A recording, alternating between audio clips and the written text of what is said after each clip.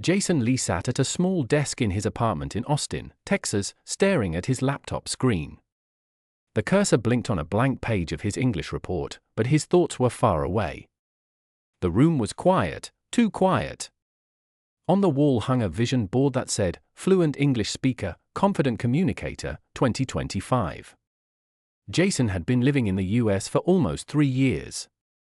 He had a good job as a software tester, a stable life, and friendly co-workers. But there was one thing that made every day feel like a challenge: speaking English fluently. He could understand almost everything people said. He could read books, watch movies, even write reports. But when he tried to speak, the words in his brain refused to come out smoothly. His mouth felt heavy, his tongue got tangled, and sometimes his sentences came out broken or incomplete. Earlier that day, in a team meeting, his manager asked him to explain a small project update. Jason knew exactly what to say, but his mouth betrayed him. He stumbled, paused, and mixed up his words. His colleagues waited patiently, but he could feel the silence growing heavier with every second. After the meeting, he avoided eye contact with everyone. He felt embarrassed, frustrated, and tired of this invisible barrier. That evening, Jason sat in front of his mirror and whispered, "Why can't I speak like them? I know the words. I just can't say them fast." He opened his laptop and searched, "How to speak fluent English." Hundreds of videos appeared. One caught his eye. It was titled, "Train Your Mouth to Talk." In the video, an English coach smiled confidently and said, "Your brain already knows English. But your mouth doesn't. You must train your mouth, just like you train your muscles at the gym." Jason paused the video. That sentence hit him deeply. He realized that he had never trained his mouth. He had spent years listening, reading, and memorizing grammar, but he had almost never practiced actually talking. He thought of how athletes train their bodies and how singers train their voices. "Maybe," he said softly, "I can train my mouth too." That night, Jason made a promise to himself. For the next 30 days, he would train his mouth every single day, no matter how strange he sounded or how tired he felt. He looked in the mirror once more and said out loud, "From now on, I'll speak English like I mean it." And for the first time, he didn't just think in English, he spoke it. The next morning, Jason woke up earlier than usual. The sky outside was still dark, and the city was quiet. He poured himself a cup of coffee and stood in front of his bathroom mirror. He remembered the promise he made to himself the night before. He looked into the mirror and said quietly, "Okay, Jason. Let's begin your mouth training." At first, it felt awkward, like talking to a stranger. But he pushed through the discomfort. He opened YouTube again and played the same English coach video. The instructor spoke slowly, emphasizing each sound. "You have to move your mouth. You have to feel the language." Jason repeated after him, copying the mouth shapes, the rhythm, and even the tone. At first, it sounded mechanical, but as the minutes passed, he began to feel his lips and tongue wake up. He practiced simple phrases. "How are you doing today? It's a beautiful morning. I can speak English clearly." He repeated them over and over, exaggerating each word. At one point, he laughed at himself. "I probably look crazy right now," he said, shaking his head, but he didn't stop. He spoke to his reflection as if it were another person. That afternoon, he took his new training to the next level. During lunch at work, he sat with his coworker, Samantha, who was known for being friendly and talkative. "Hey, Jason," she smiled, "how's your project going?" Normally, Jason would answer in short, safe sentences. But today, he decided to speak more. He took a breath and said, slowly, "It's going well. I'm almost done with the new software update. It was a bit difficult at first, but I'm learning faster now." Samantha nodded, impressed. "Wow, you sound more confident today." Jason felt his heart lift. It was the first time someone noticed his effort. That night, he recorded himself speaking on his phone. When he listened back, he cringed at the small mistakes, but he also noticed improvement. His words sounded clearer, smoother. He started a small notebook called Mouth Training Journal. Each day, he wrote what he practiced, what he learned, and how he felt. By the end of the first week, something amazing happened. Jason realized he no longer hesitated as much when speaking. His mouth was beginning to remember the words. He smiled in the mirror one night and said, "It's working." He didn't just learn English anymore, he was training his mouth to talk. It was Saturday morning, and Austin streets were alive with weekend energy. Food trucks lined the sidewalks, musicians played guitars under the shade of oak trees, and the smell of roasted coffee filled the air. Jason stood on the corner of 6th Street, clutching his notebook and taking a deep breath. This was his next challenge: speak to real people. He had been practicing every day for 2 weeks, alone, in front of mirrors, and sometimes on voice recordings. But now, it was time to leave the safety of his apartment. He looked around nervously. Dozens of strangers. Native speakers everywhere. His heart began to race. "You can do this," he whispered. "You're not here to be perfect. You're here to practice." He walked into a small coffee shop called Bean and Bloom. The barista, a cheerful woman with curly red hair, smiled at him. "Hey there. What can I get started for you?" Jason froze for a second, but then he remembered his morning affirmations: speak with confidence. "Don't worry about mistakes." He smiled back and said slowly, "Hi. Can I get a medium latte with oat milk, please?" "Of course. Anything else?" Yes. "How's your day going?" The barista laughed lightly. "Busy, but good." "It's a nice day, right?" "Yeah, it's really nice outside." "Not too hot today," he replied, feeling his confidence grow. She handed him the cup. "You've got a good accent, by the way." Jason blinked. "Really?" "Yeah," she said with a grin. "You sound great. Have a good one." He walked out of the cafe smiling wider than he had in months. That small exchange felt like a victory. Later that day, he went to a farmer's market near downtown. This time, he tried something harder, starting conversations. He stopped at a fruit stand and said to the old man selling oranges, "Hi, these look fresh. Did you grow them yourself?" The man nodded proudly. "Sure did. Right outside of San Marcos. Sweetest oranges you'll ever try." Jason laughed and replied, "Then I'll take a few. I think I need some sweetness after a tough week." They both chuckled. The old man bagged the oranges and said, "Keep practicing, son. You sound good." Jason's throat tightened a little. People didn't usually notice his effort, but today, they did. That night, sitting at his desk, he wrote in his training journal the day 14th. "Today, I spoke to strangers. I was nervous, but it felt amazing. The more I speak, the less I think. My mouth is learning to move on its own." Before sleeping, he looked at the mirror again and said, "You're not the same Jason from 2 weeks ago." He smiled softly. His English wasn't perfect yet, but his fear was beginning to fade. 2 more weeks passed, and Jason's progress continued, slow but steady. Every morning before work, he stood in front of his bathroom mirror and practiced. He spoke about random things, his plans, the weather, even what he had for breakfast. "I had scrambled eggs today. I'm going to finish my report. It's going to be a good day." At first, it felt silly, but soon, these small sentences began to connect into longer ones. His mouth was becoming faster, more natural. His pronunciation sounded cleaner. Yet, one night, after a long and stressful day at work, everything seemed to fall apart. He had tried to speak up during a team meeting, but his nerves returned.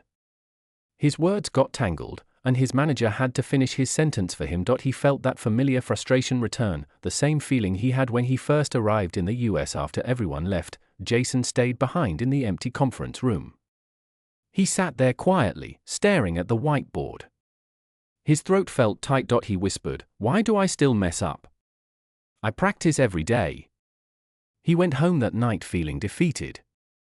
The city lights outside his apartment window glowed softly, but he didn't notice them. He turned off the lights, sat on the floor, and just listened to the silence. Then, after a few minutes, he stood up, walked to the mirror, and turned on the light. His reflection stared back, tired but determined. He said softly, "You're not giving up, Jason. You promised yourself." He opened his notebook and flipped to the first page, the one that said, "Train your mouth to talk." He began speaking out loud again, slowly at first. He read short articles, repeated movie dialogues, and practiced phrases until his voice grew steady. At midnight, when most of the city slept, his small apartment echoed with his voice. "I can speak clearly. I can express myself. I am getting better every day. He practiced tongue twisters until his jaw ached. She sells seashells by the seashore. Peter Piper picked a peck of pickled peppers. At one point, he laughed through his exhaustion. My neighbors probably think I'm crazy. But inside, something had shifted. His fear was slowly turning into passion. When he finally stopped, he looked at his reflection and whispered, "Fluency isn't just about English. It's about courage." He turned off the light and smiled in the dark. For the first time, he wasn't chasing perfection, he was chasing growth. Saturday morning arrived with warm sunshine flooding through Jason's apartment window. He stretched, brewed his coffee, and checked his phone. There was a message in the local English learners group chat he had joined weeks ago. Speaking meetup this afternoon at Zilker Park. Everyone's welcome. Bring your voice and confidence. Jason hesitated. He had seen these meetups before but never attended one. Talking to strangers in English still scared him a little, but then he looked at his mirror, the same mirror that had witnessed his first awkward attempts. He whispered, "It's time to test everything you've learned." That afternoon, the park was alive with laughter and chatter. A small circle of about 10 people stood near the fountain, some from Mexico, others from India, Korea, and Brazil. Everyone looked friendly and nervous at the same time. A tall woman with blonde hair and a wide smile stepped forward. "Hi everyone. I'm Sarah. Welcome to our English-speaking meetup. Today we'll introduce ourselves and talk about our hobbies." When it was Jason's turn, he felt his hands tremble slightly. The circle of people turned their eyes toward him. He took a deep breath. "Hi, everyone. My name is Jason. I'm from South Korea, and I've been living in Austin for about 3 years. I work in software testing, and I'm training myself to speak English more confidently." There was a small pause, but instead of nervous laughter, he heard applause. Sarah smiled. "That's awesome, Jason. You sound really clear. I love your goal." Encouraged, Jason continued, "At first, I was shy to speak. But now, I practice every day in front of my mirror, and it's helping me a lot." A man from Brazil laughed and said, "Oh man, I do the same thing. My mirror is my best friend now." The group laughed together, and suddenly, the tension in Jason's chest disappeared. As the meetup continued, they played conversation games and small debates. Jason found himself speaking without fear, sometimes even making jokes. When someone didn't understand him, he calmly repeated or rephrased his sentence, something he couldn't have done a month ago. After the event, Sarah came up to him and said, "You know, you have a really natural way of speaking. You should join our advanced speaking circle next week." Jason's eyes widened. "Really? You think I'm ready?" "You are ready," she said with a smile. "Your confidence is your best teacher." He walked home that evening feeling lighter than air. The city lights twinkled across Lady Bird Lake, and he couldn't stop smiling. For the first time since moving to the US, he didn't feel like an outsider. He felt connected, not just with others, but with his own voice. That night, he wrote in his training journals, Day 21, "I spoke to real people today. I made mistakes, but I didn't care. My voice didn't hide. It spoke freely. I'm starting to sound like myself, in English." A week after the meetup, Jason felt unstoppable. He spoke more confidently at work, joined in small conversations, and even cracked jokes with his co-workers. His English wasn't perfect, but it flowed more naturally now. Still, there was one thing that began to bother him: his accent. It happened one morning during a team meeting. Jason gave a short presentation about a software update. Everything went smoothly until one of his colleagues, Ethan, said kindly, "Hey, good job, man. You've improved a lot. But your pronunciation of data, you said data. We usually say data here." Ethan meant no harm, but the comment echoed in Jason's mind for the rest of the day. My accent. Is it too strong? Do people notice? Do they judge me? That evening, Jason sat in front of his computer and searched again, "How to improve your English accent." He watched countless videos, American accent tutorials, tongue placement guides, and pronunciation drills. He practiced saying words like water, better, computer, exaggerating every sound. He recorded himself and listened back. Sometimes, it sounded good. Other times, he cringed. He repeated phrases for hours, whispering and mouthing sounds until his jaw ached. L T H V F 33,000 feathers on a thrush throat. He laughed at the ridiculous tongue twisters, but deep inside, he felt frustrated again. Later that night, he met his friend Samantha for dinner. She noticed he was quieter than usual. "Hey, Jason," she said, "you okay? You look like you've been thinking too much." Jason sighed. I hate my accent. I sound weird when I talk. I want to sound more natural." Samantha smiled kindly. "Listen, I've got to tell you something. Your accent is not a problem, it's part of your story. You're clear, confident, and people understand you. That's what matters. But what if people think I'm not fluent?" "Jason," she said gently, "fluency isn't about sounding American. It's about sounding yourself, clearly, confidently, and comfortably." Her words stayed in his mind for days. That weekend, Jason decided to change his approach. Instead of trying to erase his accent, he focused on clarity. He practiced speaking slower, opening his mouth wider, and stressing the right words. He even joined an online pronunciation class where the coach told him, "A beautiful accent isn't a perfect one, it's one that communicates clearly." By the end of that week, Jason recorded a voice note for himself. When he played it back, he smiled. His speech was smoother, clearer, and most importantly, it sounded like him. That night, he wrote in his journal, "Day 27, I stopped fighting my accent. My mouth, my voice, my story, they belong together. I don't want to sound like someone else anymore. I just want to sound like me." In English. He closed the notebook, feeling calm for the first time in a while. Outside his window, the city lights shimmered across the dark Texas sky. And somewhere inside him, a quiet voice whispered, "You're finally finding your real sound." The next Monday began like any other.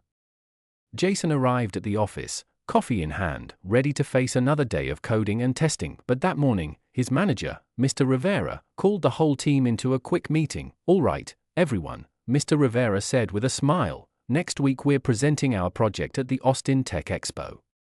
We'll need someone to explain the testing process to the visitors. Any volunteers?" Jason froze. His heart began to beat faster. Speaking at a public event? In English? That was something he had never done before. He wanted to raise his hand, but fear pulled it back down. Then Samantha nudged him gently and whispered, "You should do it, Jason. You've been practicing for this moment." Jason swallowed hard. He looked at his manager and said quietly, "I can do it, sir." The room went silent for a second, and then Mr. Rivera smiled. "Perfect. I knew you'd say yes. You've been improving so much lately. Let's show everyone what you've got."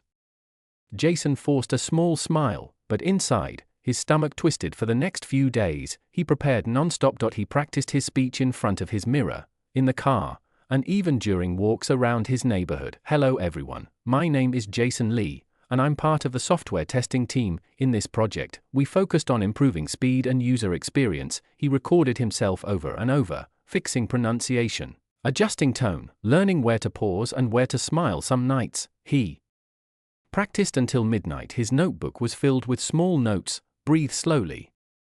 Smile. Don't rush." But even with all his effort, doubt still whispered in the back of his mind. "What if I forget a word? What if people don't understand me?" The day of the expo finally arrived. The convention hall was buzzing with hundreds of people, developers, entrepreneurs, and students from across Texas. Jason stood near his company's booth, wearing a clean white shirt and his company badge. He took a deep breath, his palms slightly sweaty. Mr. Rivera clapped him on the shoulder. "You'll do great, Jason.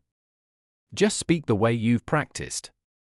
Then the first group approached, a mix of curious visitors. Jason smiled nervously and began, "Hi everyone. My name is Jason Lee, and I'm part of the QA team here.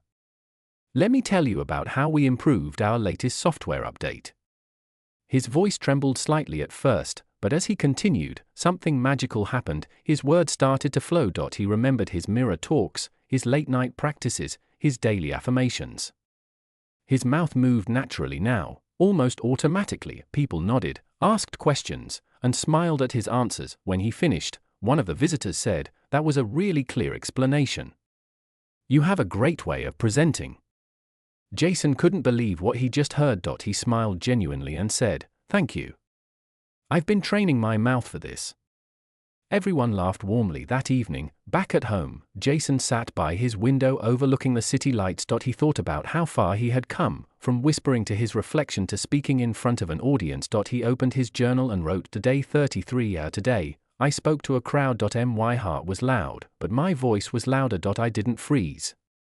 I didn't hide. My mouth finally spoke the way my mind always wanted to. He closed his journal and smiled. This wasn't just a turning point in his English journey, it was a turning point in his life. A few days after the Austin Tech Expo, Jason's life started to feel different. His co-workers looked at him with new respect, and even his manager seemed impressed. He was no longer the quiet guy in the office, he was Jason, the one who spoke clearly and confidently during a public event. But what happened next would take his confidence to an entirely new level. It was a quiet Thursday afternoon when Mr. Rivera stopped by Jason's desk. "Hey, Jason, got a minute?" Jason looked up from his computer. "Sure, what's up?" Mr. Rivera smiled. "There's a conference next month in Dallas. It's about software innovation, and they're inviting a few of our team members to speak on a panel. I was wondering if you'd like to represent our testing team." Jason froze. "Me? On a panel? In front of people?" "Yeah," Mr. Rivera said with a chuckle. "You'll be great. You spoke really well at the expo, and you've got a calm energy that people like. Think about it, okay?"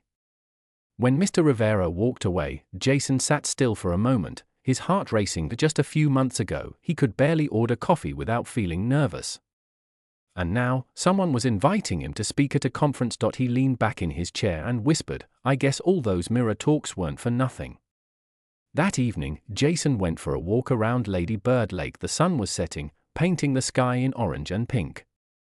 Joggers passed by, and the sound of laughter floated in the air. He thought about everything: his first failed meeting, his late-night practices, the frustration, the mirror conversations, and the moment he spoke confidently at the expo. Then, he smiled. "Okay," he said softly. "I'll do it." He texted Mr. Rivera, "Count me in for the Dallas conference." From that day on, Jason's preparation reached a whole new level. He started recording practice videos of himself answering sample panel questions. He watched TED Talks to study how speakers moved, paused, and connected with the audience. He even joined a local Toastmasters club, a public speaking group where people practiced giving speeches. The first time he stood in front of that small group, his legs trembled, but as he spoke, he felt something powerful, a new version of himself coming to life. He wasn't just training his mouth anymore.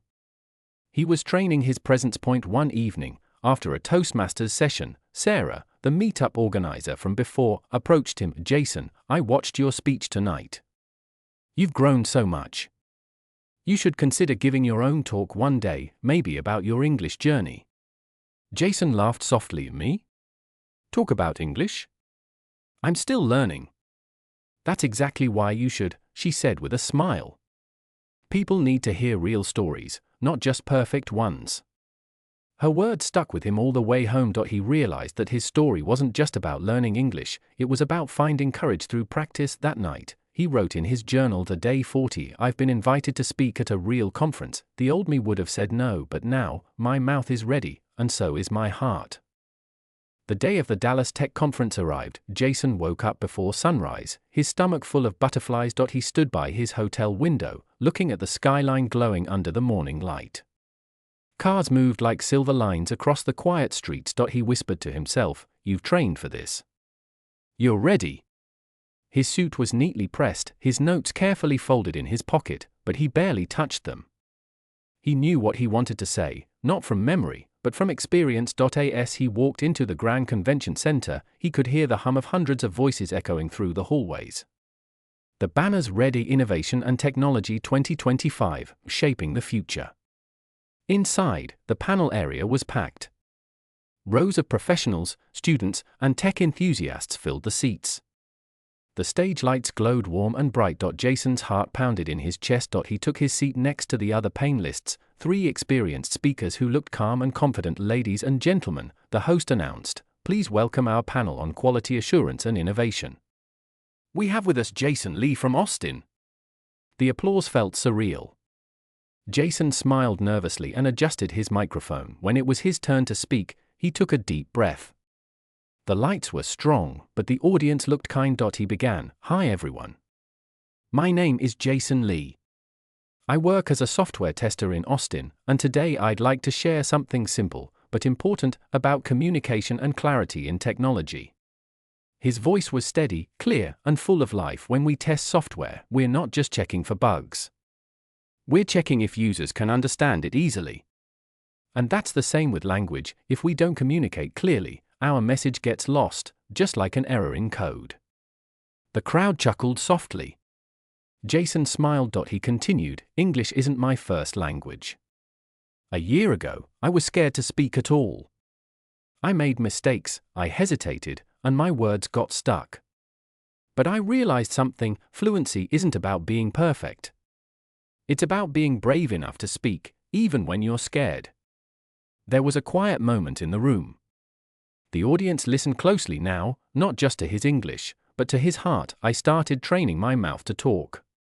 Every day, I practiced in front of a mirror, repeating words, sounds, and sentences until my voice felt natural.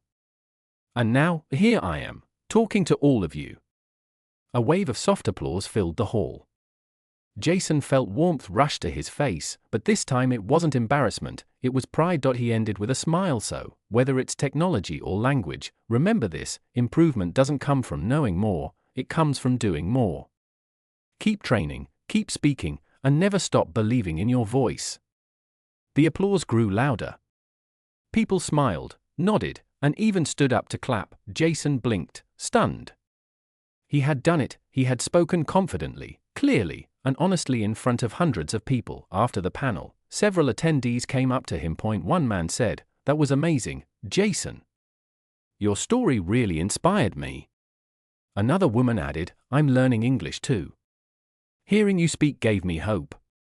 Jason shook hands, smiled, and felt a deep sense of connection. For the first time, English wasn't just a language he learned, it was a bridge he had built. That night, back in his hotel room, he opened his journal once again. The day 48, "I spoke on a big stage today. My hand shook, but my words were strong. My mouth didn't freeze, it flowed. I didn't just train to speak English, I trained to believe in myself." He closed the notebook, looked in the mirror, and said with a calm smile, "You did it, Jason." A month had passed since the Dallas Tech Conference, but the memory still felt fresh. Sometimes Jason replayed the video of his panel speech on his phone, still a little surprised that the confident man on the screen was him. Life had gone back to normal, or maybe a new kind of normal. He was still Jason Lee, the software tester from Austin, but now, when he spoke in meetings, people listened. When he met new colleagues, he introduced himself without hesitation, and when he spoke English, it didn't feel like wearing someone else's clothes. It felt like his own voice, finally fitting. One evening, Jason returned to Zilker Park, the same place where he had joined that first English-speaking meetup months earlier. The weather was warm, and the city skyline shimmered under the sunset. To his surprise, he saw a familiar face, Sarah, the meetup organizer. She waved and smiled. "Jason. Long time no see. I heard about your conference speech. You were incredible." Jason laughed shyly. "Thanks, Sarah. I was terrified, but I did it." "You didn't just do it, you inspired people," she said warmly. "Actually, that's why I wanted to ask. Would you be interested in giving a short talk at our next meetup? Something about how you improved your speaking." Jason blinked him. Teaching others, he felt a gentle warmth in his chest, the same feeling he had when he first started practicing in front of his mirror. "I'd love to," he said softly. "Maybe my story can help someone else start theirs." The following weekend, the meetup group gathered again in the park. Jason stood in the middle of the circle, nervous but smiling. He looked around and saw faces that reminded him of his own past, shy smiles, uncertain eyes, hands fidgeting nervously. He began simply, "Hi everyone. My name is Jason, and a year ago, I couldn't even say a full sentence in English without freezing." The group laughed kindly. Jason smiled. "I used to think fluency was about knowing all the words, but I learned something different. Fluency lives in your mouth, not just your mind." He held up a small notebook, his old mouth training journal. "Every day, I spoke to my mirror, even when it felt stupid. I repeated phrases, practiced sounds, and recorded myself. And little by little, my mouth learned what my brain already knew. The crowd nodded, listening closely. Some even took notes. You don't need perfect grammar to start. You don't need to sound American. You just need to be brave enough to speak, again and again, until your mouth catches up with your mind. Then he smiled and said, so train your mouth to talk. You might sound funny at first, but one day, you'll sound free. The group clapped. Some even wiped their eyes.